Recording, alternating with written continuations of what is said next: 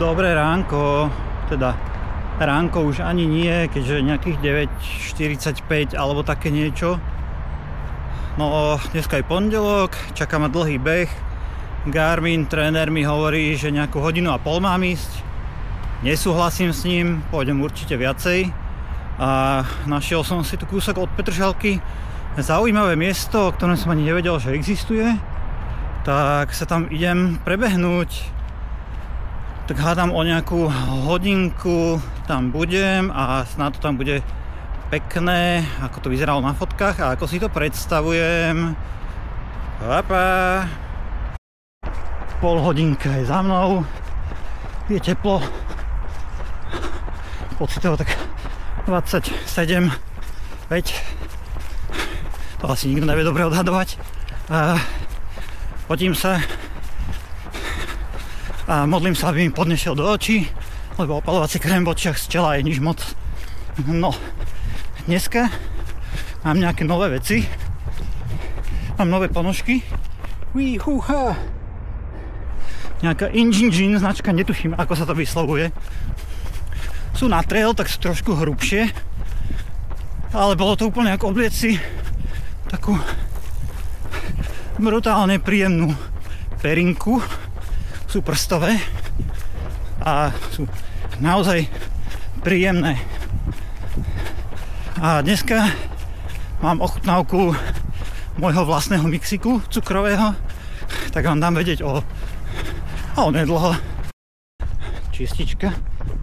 Dneska nie je cítiť. Je to super. Onedlho odbočka nejaká. Asi sa budem musieť pozrieť do map. No a ešte som si ráno dal extrakt z červenej repy, nejaký beet shot a vraj to znižuje krvný tlak, pomáha nejak prenosu kyslíka, čiže by človek mal bežať s menšou námahou. Neviem to posúdiť. Ten shot obsahuje 400 mg dusičnanov, čo je vraj vedecky zistené, že to je nejaká taká správna hladinka. Chuťovo to bolo zaujímavé. Sťak extrakt z repy, brnelo to na jazyku, asi 10 minút som mal taký zvláštny pocit v žalúdku. A potom už v pohode uvidíme, či nebudeme mať červený moč. Akurát som v Slnečniciach a sem sa chystám v nedeľu aj s kamarátkou Naty. Čau Naty. A ideme si dať spolu našu prvú súťaž. Bolo na výber 5, 10 a 21. Naty 21 by bolo pre ňu ešte pre Naty veľké sústo. Tak sme sa dohodli, že dáme si desinu. Pre mňa by to malo byť také v pohode. Pre mňa to bude trošku výzva, ale raz v živote to odbehla. A teším sa, som zvedavý na tú atmosféru. Zase moje perfektné plánovanie. Tam je krásna cestička, ktorá je zavretá, lebo sa tu stávajú tieto slniečka. Tak som to musel celé obehnúť dokola. Ale nevadí. Teraz som už na správnej ceste, skontrolujeme, či niekde vlak. A ideme. Hodinka za mnou. Som myslel, že tam už budem. Nevadí. Zase moje slovo nevadí. Nevadí, ide sa ďalej. Už sa blížim k polke cesty. Teším sa. Je to tam celé zelené. Tu mi ešte trošku hučí diaľnica a to je tak. Ale tu dole začína to, prečo som tu. Som v strede Jarovskej Bažantice. Je to tu chránené územie. Je tu ticho až na to, že v diaľke je počuť diaľnica. A asi na môj hlas, ktorý sa tu ozýva. A je tu príjemný chladný vzduch. Nie je ani moc vlhký. Je to super. A teraz idem skúsiť nájsť jeden most. ktorý je vlastne posledná vec, čo tu ostala, lebo tu bolo nejaké zaujímavé priecestie medzi Slovenskom, Rakúskom a ešte niečo, moc som si to neprečítal. Ale akože na prechádzku odporúčam. Nie je to ani ďaleko, keď zaparkujete niekde v Slnečniciach alebo tak. A je to tu proste džungla, cesta je príjemná, po daždi by som sem asi nešiel, vraj tu býva blato. A teda vidíme sa za chvíľku, dúfam, pri tom moste, ak ho nájdem. Vyzerá to, že idem správnym smerom. Dúfam, že som to správne pochopil, že po ceste môžem ísť. Tak, uvidíme. A tak nikde. Jasné. Tu je plot. Čiže tam nemám vstupovať. Dobre, hľadám mostík. Prešla asi sekunda, zapínam kameru, lebo toto je ono. Zúčia mi tu komáre, tak sorry. Alebo mušky, alebo čo to je. Tak toto je najstaršia vec, ktorá tu je. Rok si nepamätám a není tu žiadna tabula. Ale je to proste nejaký kúsok histórie zabudnutej. Musím si o tom prečítať niečo viac. A okrem krásnej prírody, to je asi všetko, čo tu bolo. Takže je na čase ísť domov. Alebo ešte skúsime zahnúť sem a uvidíme most z druhej strany. Strašne veľa múch tu lieta. Je to nepríjemné. Strom. A tu máme mostík z druhej strany. Naozaj sa cítim ako v úplnej džungli. Krása. Krásne. Odporúčam, navštívte to tu. Kto to pozná alebo nepozná, dajte mi vedieť, nech mám aspoň jeden komentár pod videom. Díky. Som zabudol na ochutnávacie okienko. Som z toho niečo odpil. Bolo to takmer plné.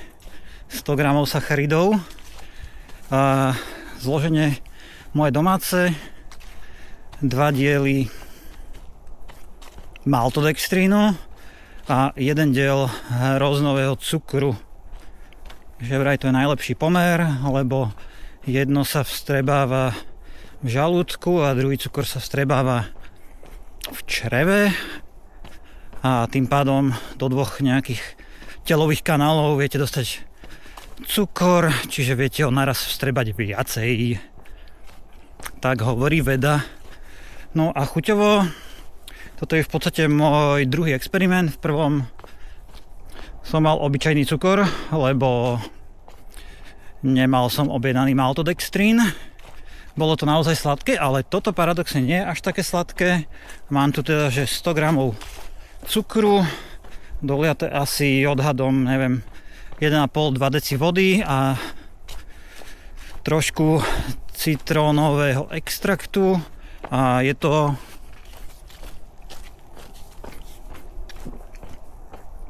ako voda s cukrom a s kvapkou citrónu, ale je to príjemné a hlavne oproti normálnym gelom je tam cena asi desatinová a nie je problém si to vyrobiť. V jednom obchode jeden cukor, v druhom obchode druhý cukor, nasypať to, zamiešať to a vyriešené. Lebo jak som tak čítal, v tých rôznych kadejakých energetických geloch sú kadejaké prímesy, ktoré sú úplne zbytočné. Napríklad nechápem, na čo tam dávajú farbivo, keď aj takto človek vycucne z toho balíčka alebo sáčka. Čiže to v živote neuvidím, maximálne keď sa s tým zakvapkám. A podobné, že nejaké vitamíny tam dávajú tak, ale je to úplne zbytočné. Ja ešte som zabudol jednu prísadu, himalajská sol, ale to si už gramáž nepamätám, musel by som to niekde zase pohľadať. No, čiže toto je presne to, čo človek potrebuje na doplnenie cukrov a nejakých základných minerálov. Dobre, dáme si tu ešte zo pár nádychov a čvirikanie vtákov a ide sa domov. No, všimnite si nebo nad Petržalkou a Bratislavou. Krásne, čisté. Všimnite si nebo tu, kde nie je žiadne veľké mesto. Samé čiary od lietadiel. To je jasný dôkaz o chemtrails.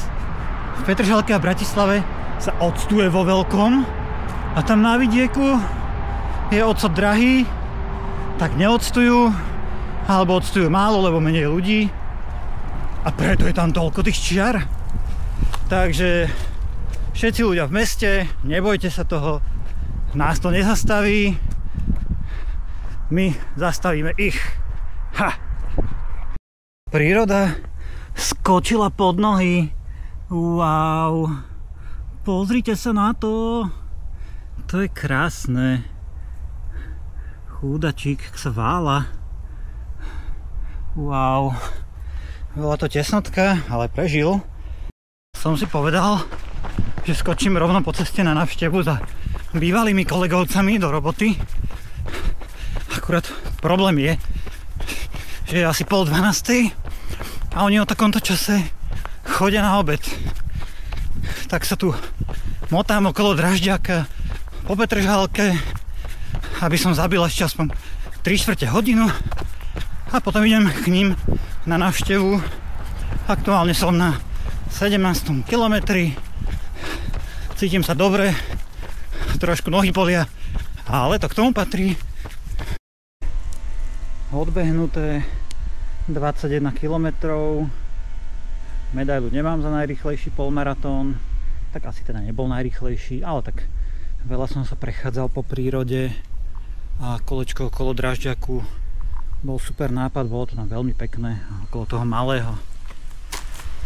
No tak sa ponaťahujem a o chvíľočku snad dojdu kolegovci z obedu a pôjdem na návštevu, už som ich veľmi dlho nevidel. Tak do ďalšieho behania. Čaute. Bol som na návšteve. Zabil som tam tak hodinu, dve. Nemám odhad. Teraz bežím domov. A po tej pauze to dosť bolí. Ale nemám to ďaleko. Tak kilometr asi. Tak to už prežijem. Posledné desiatky metrov. A nadýchal som sa, ale je mi dobre. Normálne ak ma boleli nohy, tak po tomto krátkom intenzívnom behu sa mi ako keby rozhýbali. Tak som veľmi spokojný. A vždy na konci videa je napísané, koľko som bežal. Tak si to pozrite.